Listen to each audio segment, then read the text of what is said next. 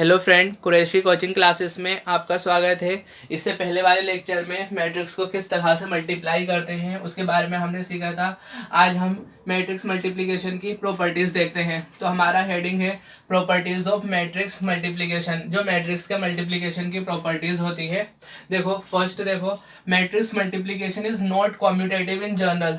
मतलब जनरली जो मैट्रिक्स का मल्टीप्लिकेशन होता है वो कॉम्यूटेटिव नहीं होता है। अगर हमारे पास कोई दो मैट्रिक्स है, मान लीजिए एक मैट्रिक्स है ए, दूसरी मैट्रिक्स है बी, हमने कॉम्यूटेटिव लॉ क्या पढ़ा था, ए प्लस बी अगर बी प्लस ए के इक्वल आता है तब ये होता है कॉम्यूटेटिव लॉ। लेकिन यहाँ प्लस है, प्लस का मतलब विद रिस्पेक्ट टू एडिशन, ये एडिशन के केस में है। अगर प्लस की जगह हम मल्टीप्लाई का साइन बना दे, A into B is equal to B into A, तो क्या हो जाएगा, A B equal to B A, तब कहेंगे कि मैट्रिक्स कॉम्यूटेटिव है। लेकिन जो मैट्रिक्स का मल्टीप्लिकेशन होता है वो जनरली कॉम्यूटेटिव नहीं होता।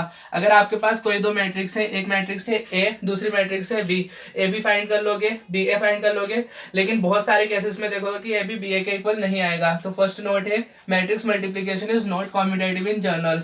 Second, matrix multiplication is associative. जो मैट्रिक्स का मल्टीप्लिकेशन होता है वो एसोसिएटिव होता है। That is A into B into C equal to A B into C. मतलब ये हमारे पास ए बी सी कोई तीन मैट्रिक्स है, चाहे तो पहले ए और बी को आपस में मल्टीप्लाई कर दो, फिर उसके बाद में जो आएगा उसे सी से मल्टीप्लाई कर देना, फिर या फिर ऐसे करो, बी और सी को आपस में एक साथ मल्टीप्लाई कर दो, जो आएगा उसे सी से मल्टीप्लाई ए से मल्टीप्लाई कर देना। तो इस तरह से आपके पास ए इंटू बी सी और ए बी इंटू सी आ जाएगा। तो ये क्या कह रहे हैं, ये एसोसिएटिव लॉ होता है। एसोसिएटिव लॉ में हमारे पास तीन नंबर होते हैं, ए बी और सी।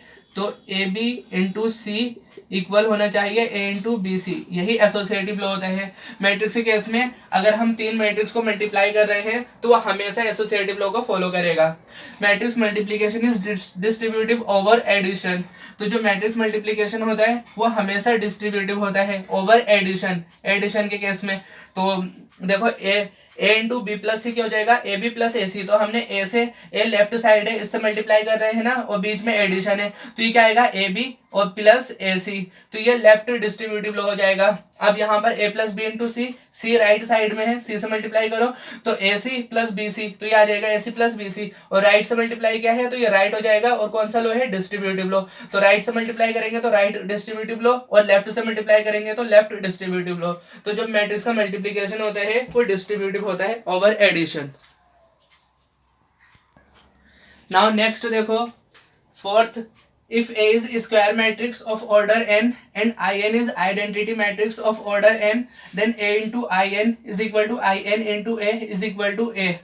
मतलब अगर हमारे पास A कोई स्क्वायर मैट्रिक्स है जिसका ऑर्डर n है, और In जो है वो एक आइडेंटिटी मैट्रिक्स है जिसका ऑर्डर n है, तो A को I से मल्टीप्लाई करो, चाहे लेफ्ट से मल्टीप्लाई करो चाहे राइट से, तो A इंटू आई इंटू ए ही आएगा। तो यहाँ पर In की जगह I भी लिख सकते हो। In के दिखा रहा है, ऑर्डर दिखा रहा है यहाँ पर इस मैट्रिक्स का, तो A into In is equal to In equal to A।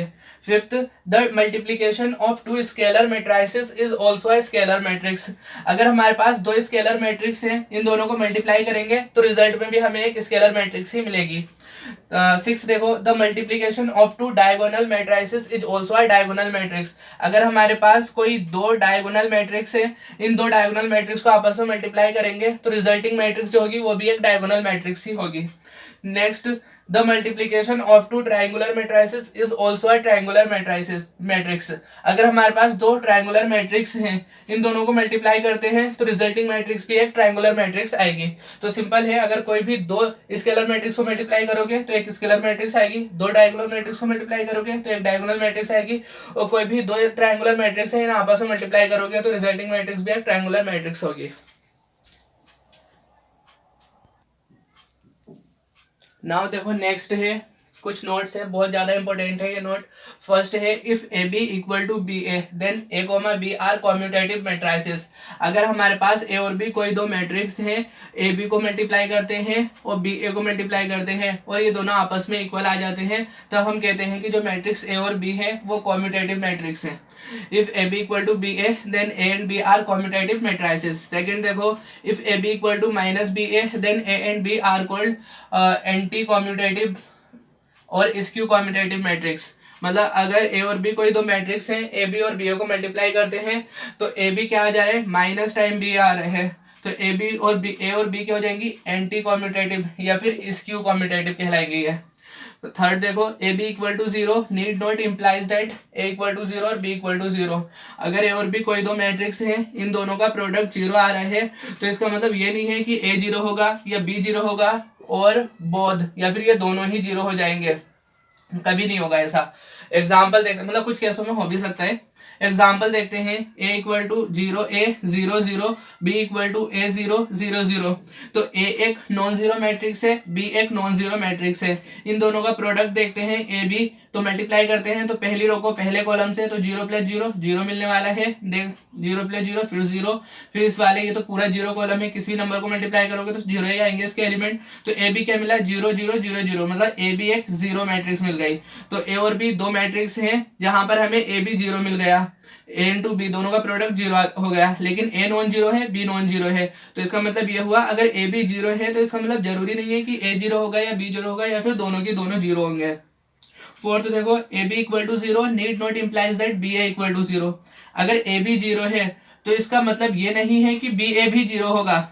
Matrix अभी तक क्या था, ए बी जीरो था, तो इसका मतलब ये नहीं था कि ए और बी दोनों अलग अलग जीरो हैं या दोनों ही जीरो हैं। अब ए बी तो जीरो है, अब ए बी की हेल्प से हम कहें कि ए बी जीरो है तो बी ए भी जीरो हो, ऐसा जरूरी नहीं है। देखो यही वाला एग्जांपल लेते हैं, A equal to zero A zero zero, B equal to A zero zero zero. तो यहाँ पर ए और बी दोनों नॉन जीरो मैट्रिक्स है, ए बी देखा जीरो आ गया, बी ए देखते हैं क्या आएगा, बी ए तो बी को पहले लिख दिया, ए zero zero zero, A zero zero zero, फिर ए लिखा zero A zero zero, zero A zero zero. तो इन्हें मल्टीप्लाई करते हैं, तो ये पहली रो पहले कॉलम से, तो ये तो जीरो मिल जाएगा, फिर पहली रो इस कॉलम से, तो यहाँ पर ए स्क्वायर मिल जाएगा, तो ये ए स्क्वायर आ गया, बाकी सारे एलिमेंट जीरो। अब देखो क्या ये जीरो जीरो के इक्वल है, जीरो जीरो जीरो जीरो नहीं, तो ये जीरो जीरो के इक्वल नहीं है। तो मतलब हम कह सकते हैं कि अगर ए बी जीरो है तब भी बी ए जीरो हो, ऐसा जरूरी नहीं है। ठीक है,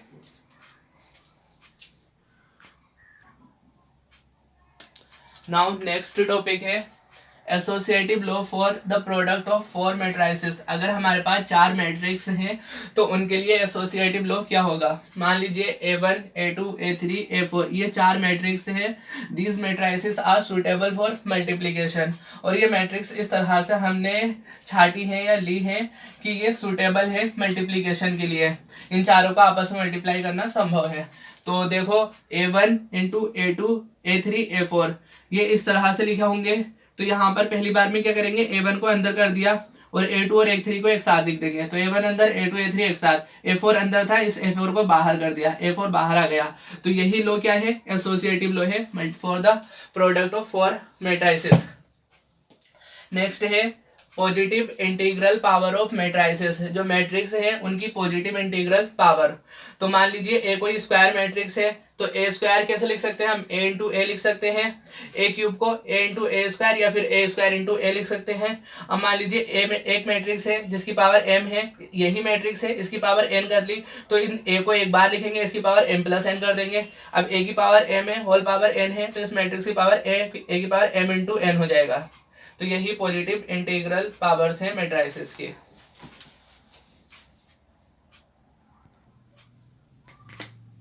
नाउ नेक्स्ट देखो, एक बहुत ज्यादा इंपॉर्टेंट क्वेश्चन है।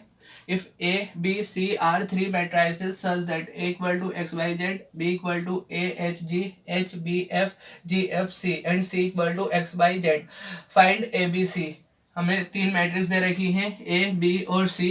इन तीन मैट्रिक्स का हमें प्रोडक्ट पूछा है कि हम किस तरह से फाइंड करेंगे। तो इसे हम दो तरह से कर सकते हैं, पहले हम ए बी निकालें फिर बाद में सी से उसे मल्टीप्लाई कर दें तो ए बी सी आ जाएगा, या फिर पहले हम बी सी निकालें बाद में उसे ए से पहले मल्टीप्लाई कर देंगे, बी सी को निकाल के ए से लेफ्ट से मल्टीप्लाई कर देंगे तो ए बी सी आ जाएगा। तो हम दूसरा मेथड यूज करते हैं। तो मान लीजिए हमें बी सी निकालना है। अब बी सी निकालने के लिए देखेंगे ऑर्डर कैसे आता है। तो बी क्या है, एक 3x3 मैट्रिक्स है, और सी देखो एक 3, यहाँ पर 1 2 3 रोज है और कॉलम कितना है, एक, तो 3x1 मैट्रिक्स है। तो अब जो नई मैट्रिक्स आएगी बी सी, इसका ऑर्डर कितना आएगा, 3 से 3 तो कैंसिल हो जाएगा, बचा क्या 3x1। तो बी सी एक ऐसी मैट्रिक्स आएगी जिसमें 3 रो और एक कॉलम होगा। तो बी सी देखो एक मैट्रिक्स है जिसमें 3 रो और एक कॉलम है। अब इसको मल्टीप्लाई करते हैं, बी की जगह ए एच जी HBF और GFC और C की जगह XYZ। तो इन दोनों मैट्रिक्स को मल्टीप्लाई करना है। तो इस पूरी रो को इस पूरे कॉलम से, तो यहाँ से AX plus HY plus GZ, AX plus HY plus GZ। अब दूसरे में HX plus BY plus FZ, HX plus BY plus FZ। फिर तीसरे से GFC को XYZ से, तो GX plus FY plus CZ आ जाएगा। अब ये कौन सी मैट्रिक्स आई, इसमें 1 2 3 तीन रो है और कॉलम एक ही है केवल। तो देखो हमें ये मैट्रिक्स मिल गई जिसमें तीन रो और एक कॉलम है। अब हमने BC निकाल दिया, हमें चाहिए क्या है, ABC चाहिए। तो A को लेफ्ट से मल्टीप्लाई कर देंगे, तो अब A को लेफ्ट से मल्टीप्लाई कर देंगे तो ABC आ जाएगा। अब A का ऑर्डर कितना है, यहाँ पर 1, एक ही रो है और कॉलम देखो 1 2 3 तीन कॉलम है। तो ए में एक रो और तीन कॉलम, ए में एक रो और तीन कॉलम है। और यहाँ पर BC जो आई है वो क्या है, तीन रो और एक कॉलम वाली मैट्रिक्स। तो यहाँ 3 से 3 कैंसिल हो जाएगा, बचेगा क्या, 1 क्रॉस 1। तो ABC एक ऐसी मैट्रिक्स आएगी जिसमें केवल एक ही रो होगी या फिर एक ही कॉलम होगा, तो 1 क्रॉस 1 ऑर्डर की मैट्रिक्स आएगी। तो A है क्या, असल में XYZ है, तो उसे XYZ ऐसे लिख दिया। BC हमने निकाला है AX plus HY plus GZ, तो ये वाली वैल्यू रख दी इसकी। अब क्या होगा, ये पूरी एक रो है, ये पूरा एक कॉलम है, तो इसको आपस में एक से पूरे को मल्टीप्लाई कर देंगे इससे। तो यहाँ पर X से इन सारे एलिमेंट को मल्टीप्लाई करेंगे, Y से दूसरे वाले को और Z से इसको। तो यहाँ पर मल्टीप्लाई करेंगे तो AX स्क्वायर प्लस X से ही मल्टीप्लाई करेंगे अभी इन तीनों इसको सम को। तो क्योंकि पहली रो का पहला ही एलिमेंट है ना, इसलिए AX square plus HXY plus GZX, तो ये इतना आ गया। अब Y से मल्टीप्लाई करेंगे इसको, HXY plus BY square plus FYZ तक आ गया। अब Z से मल्टीप्लाई करेंगे इसको, GZX plus FYZ plus CZX plus CZ square. अब यहाँ पर AX स्क्वायर लिख दिया, फिर उसके बाद में BY स्क्वायर इसे पहले लिख दिया, फिर CZ स्क्वायर फिर इसे लिख दिया। अब यहाँ पर HXY है और HXY तो दो बार है, तो 2 टाइम HXY। और फिर इसके बाद में FYZ और FYZ 2 टाइम FYZ, तो FYZ भी आ गया। अब बचा क्या, GZX और GZX 2 टाइम GZX। तो ये एक ही मैट्रिक्स, पूरी एक ही रो या एक ही कॉलम आ गया, तो इसका ऑर्डर 1 क्रॉस 1 होगा। इस तरह से हम फाइंड कर सकते हैं। अब मान लीजिए हमने इस तरह से नहीं करना था, ABC निकाल के पहले हमें पहले क्या करना था, AB निकालना चाह रहे थे हम, तो आप AB निकाल लेना। तो AB निकालने के लिए ऑर्डर देखना, A क्या है, 1 क्रॉस 3, A एक 1 क्रॉस 3 की मैट्रिक्स है, B 3 क्रॉस 3 की मैट्रिक्स है। तो यहाँ से 3 से 3 कैंसिल हो जाएगा, 1 क्रॉस 3। अब AB एक ऐसी मैट्रिक्स आ जाएगी जिसका ऑर्डर 1 क्रॉस 3 होगा। इसको बाद में C से मल्टीप्लाई कर देना, C क्या है, 3 क्रॉस 1। अब यहाँ 3 से 3 फिर कैंसिल, बचेगा क्या, 1 क्रॉस 1। तो ऐसा करने से भी यही मैट्रिक्स आ जाएगी। नाउ नेक्स्ट देखो, some special types of matrices, कुछ स्पेशल टाइप के मैट्रिक्स देख लेते हैं। तो इसमें फर्स्ट है आइडेम्पोटेंट मैट्रिक्स। आइडेम्पोटेंट मैट्रिक्स, तो कोई भी मैट्रिक्स आइडेम्पोटेंट मैट्रिक्स कहलाती है अगर उसके लिए A square equal to A हो जाए। मान लीजिए हमारे पास एक मैट्रिक्स है A, इसके लिए हम क्या फाइंड करेंगे, A स्क्वायर। अगर A स्क्वायर भी A ही आ जाता है तब हम कहेंगे कि मैट्रिक्स आइडेम्पोटेंट मैट्रिक्स होगी। तो एग्जाम्पल देखते हैं, A इक्वल टू 2 - 2 - 4 -1 3 4 1 - 2 - 3, ये एक मैट्रिक्स है। तो इसके लिए A स्क्वायर निकालते हैं। A स्क्वायर क्या होगा, इस मैट्रिक्स को 2 बार लिख देना, तो 2 बार लिख देंगे। अब क्या करेंगे, मल्टीप्लाई करेंगे इस पूरे रो को इस पूरे कॉलम से। तो यहाँ पर 2 को 2 से मल्टीप्लाई करेंगे, 4 आ जाएगा, फिर माइनस माइनस +2 हो जाएगा, फिर -4। अब इस -4 से +4 कैंसिल, बचा गया 2। तो नेक्स्ट ये जो आ रहा है रिजल्टिंग मैट्रिक्स में, तो पहला एलिमेंट 2 आ रहा है, तो यहाँ भी 2 है। इसी तरह से सारे एलिमेंट चेक कर लेंगे, तो फाइनली हम देखेंगे कि मल्टीप्लाई करने के बाद में ये मैट्रिक्स आई है। अब ये मैट्रिक्स को पहली वाली मैट्रिक्स से कंपेयर करके देखो, तो पहला एलिमेंट 2, फिर दूसरा -2, फिर -4, उसके बाद में -1 3, यहाँ भी -1 3 4, और फिर 1 - 2 - 3 1 - 2 - 3। इसका मतलब A स्क्वायर करने पर ये मैट्रिक्स A ही आ गई। तो इसका मतलब ये जो मैट्रिक्स है ये क्या होगी, this matrix is idempotent matrix.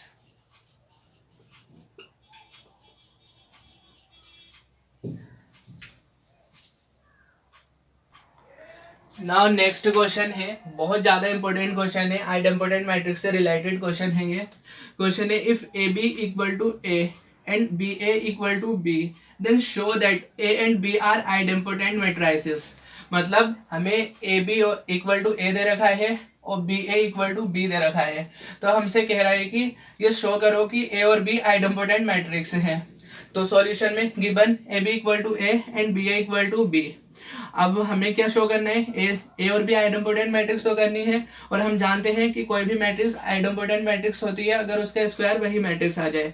तो A square equal to A और B square equal to B, ये हमें शो करना है। We have to prove this.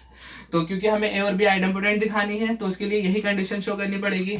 अब यहाँ से हमने ए स्क्वायर ले लिया। अभी हमने मैट्रिक्स में इंटीग्रल पावर पढ़ा था, तो ए स्क्वायर को ए इंटू ए लिख सकते हैं, बेशक लिख सकते हैं हम ए। अब यहाँ पर ए को हमने क्या किया, ए बी इक्वल टू ए है तो इस ए की जगह पर ए बी लिख देंगे। तो इस ए की जगह ए बी लिख दिया, ये ए ऐसे ही, क्यों, क्योंकि ए बी इक्वल टू ए ये गिवन है हमें। अब ए ऐसे ही लिख दो और बी और ए को एक साथ लिख दो, तो बी ए कर सकते हैं हम क्योंकि मल्टीप्लीकेशन एसोसिएटिव होता है। अब ए इंटू बी ए कर दिया। अब बी ए देखो, बी ए बी दे रखा है इन्होंने, तो बी ए की जगह बी लिख दिया, since B A is equal to B, ये हमें गिवन है। अब आ गया ये ए बी, क्योंकि ए तो ऐसे ही रहा, बी ए की जगह बी, तो ये हो गया ए बी। अब ए बी की जगह ए फिर से गिवन है, ए बी इक्वल टू ए, तो इसकी जगह पर हमने ए लिख दिया। तो देखो ए स्क्वायर इक्वल टू ए मिल गया। और कोई भी मैट्रिक्स जिसका स्क्वायर उस मैट्रिक्स से इक्वल होता है वो आइडेम्पोटेंट मैट्रिक्स होती है। इसका मतलब ए एक आइडेम्पोटेंट मैट्रिक्स है। सिमिलरली बी की जगह हमें B square equal to B proof करना है, तो बी स्क्वायर को हम बी इंटू बी लिख सकते हैं। अब इस पहले बी की जगह पे हमने बी ए लिख दिया, अपने मन से नहीं लिखा कि ये गिवन है हमें, B A equal to B है, तो बी की जगह पर हम बी ए लिख सकते हैं, it is given to us, so into B. अब बी हो गया ऐसे ही, ए बी को साथ में लिख दिया, ए बी हो गया, बी ऐसे ही ए बी। अब A B equal to A, ये भी हमें गिवन है, तो ए बी की जगह पर ए लिख दिया, A B equal to A, since बस हमने बता दिया। अब क्या हुआ, बी ए, ये बी ए हो गया। बी ए क्या है, B A equal to B, since B A equal to B तो इसकी जगह पर बी आ जाएगा। तो देखो बी स्क्वायर बी के इक्वल आ गया, और हम जानते हैं किसी मैट्रिक्स का स्क्वायर उस मैट्रिक्स से इक्वल होता है तो मैट्रिक्स आइडेम्पोटेंट मैट्रिक्स हो जाती है। तो इसका मतलब यहाँ से हम कह सकते हैं B is an idempotent matrix. Thus we can say that if AB equal to A and BA equal to B, then A and B both are idempotent matrices. Now next question देखो, if A and B are idempotent matrices, then AB is idempotent if first option AB equal to BA, second option AB is equal to minus BA, third option AB is not equal to BA, fourth option NOT, not none of these। मतलब यहाँ पर इसने हमें क्या दिया है, A और B दो आइडेम्पोटेंट मैट्रिक्स दे रही है और पूछा है कि जो AB है ये एक आइडेम्पोटेंट मैट्रिक्स होगी, कब होगी, इन चारों में से कौन सी कंडीशन होल्ड होगी तब। तो देखो ए और बी आइडेम्पोटेंट मैट्रिक्स है तो ए स्क्वायर ए और बी स्क्वायर बी होगा। अब ए बी के बारे में कह रहा है कि ये आइडेम्पोटेंट मैट्रिक्स है, तो ए बी का स्क्वायर ए बी के इक्वल होना चाहिए, क्योंकि हमने पढ़ा है किसी मैट्रिक्स का स्क्वायर उस मैट्रिक्स से इक्वल होगा तब वो मैट्रिक्स आइडेम्पोटेंट मैट्रिक्स होगी। तो हमें ये प्रूफ करना पड़ेगा कि ए बी का स्क्वायर ए बी के इक्वल होगा। अब ए बी के स्क्वायर को हम कैसे लिख सकते हैं, अगर हमारे पास एक मैट्रिक्स है ए तो इसका स्क्वायर ए इंटू ए लिख सकते हैं ना। तो इसी तरह से ए बी एक मैट्रिक्स है मान लीजिए, तो इसका square A B into A B लिख देंगे। तो यहाँ से ए बाहर रहा, बी यहाँ बाहर रहा, बी और ए एक साथ लिख दिया, बी ए। अब मान लीजिए बी ए क्या है, ए बी है। अगर बी ए बी हो जाए, सपोज कर लो, फर्ज कर लो बी ए बी हो गया, तो ए बी ए की जगह ए बी हो गया, ये हो गया। अब मतलब अगर बी ए बी है तो बी ए की जगह पे हमने ए बी लिख दिया। अब ए बी लिख देंगे तो इससे क्या मिलेगा, देखो अब ए और ए साथ में लिख दिए और बी साथ में लिख दिए, तो इससे ए स्क्वायर मिला और इससे बी स्क्वायर मिला।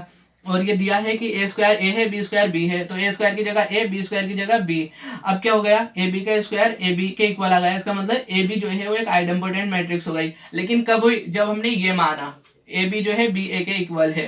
तो हम कह सकते हैं अगर ए और बी कोई दो आइडेम्पोटेंट मैट्रिक्स हैं तो ए बी भी एक आइडेम्पोटेंट मैट्रिक्स होगी, कब, जब ए बी इक्वल होगा बी ए के। तो यहाँ से ऑप्शन फर्स्ट करेक्ट हो जाएगा, बाकी सारे ऑप्शन इनकरेक्ट हो जाएंगे। नेक्स्ट क्वेश्चन है, if A is idempotent matrix then I minus A is idempotent, not idempotent, zero, not none of these। मतलब A एक idempotent मैट्रिक्स दे रखी है तो A square equal to A हो गया। फिर पूछा है कि I माइनस A क्या होगा, तो हम पहले चेक कर लेते हैं कि आइडेम्पोटेंट है या नहीं है। तो इसे आइडेम्पोटेंट चेक करने के लिए इसका स्क्वायर इस मैट्रिक्स के इक्वल होना चाहिए, तो I माइनस A का स्क्वायर होगा। तो इसको हम कैसे लिखते हैं, I minus A into I minus A। Formula नहीं लगाते हैं, आई स्क्वायर प्लस ए स्क्वायर माइनस 2i है, क्योंकि मैट्रिक्स के केस में वो केवल तभी संभव है जब मैट्रिक्स कॉम्यूटेटिव हो। और हमें यहाँ पे दे थोड़ी रखा है कि कॉम्यूटेटिव है या नहीं है। तो आई माइनस ए का स्क्वायर आई माइनस ए इंटू आई माइनस ए लिखेंगे। अब आई से मल्टीप्लाई कर देंगे तो आई माइनस ए आ जाएगा, फिर माइनस ए से मल्टीप्लाई करेंगे माइनस ए और माइनस माइनस प्लस ए स्क्वायर। अब आई माइनस माइनस ए माइनस 2a और ए स्क्वायर ए दे रखा है तो इसकी जगह ए रख दिया, since A square is equal to A. अब देखो आई माइनस 2a प्लस है माइनस है तो आई माइनस है, तो हमें एक मैट्रिक्स आई माइनस है ऐसे मिली जिसका स्क्वायर वही मैट्रिक्स है। और हम जानते हैं अगर किसी मैट्रिक्स के लिए उसका स्क्वायर वही मैट्रिक्स है तो वो मैट्रिक्स आइडेम्पोटेंट मैट्रिक्स होती है। तो इसका मतलब आई माइनस एक आइडेम्पोटेंट मैट्रिक्स हो गई। तो फर्स्ट ऑप्शन करेक्ट होगा, बाकी सारे ऑप्शन इनकरेक्ट हो जाएंगे।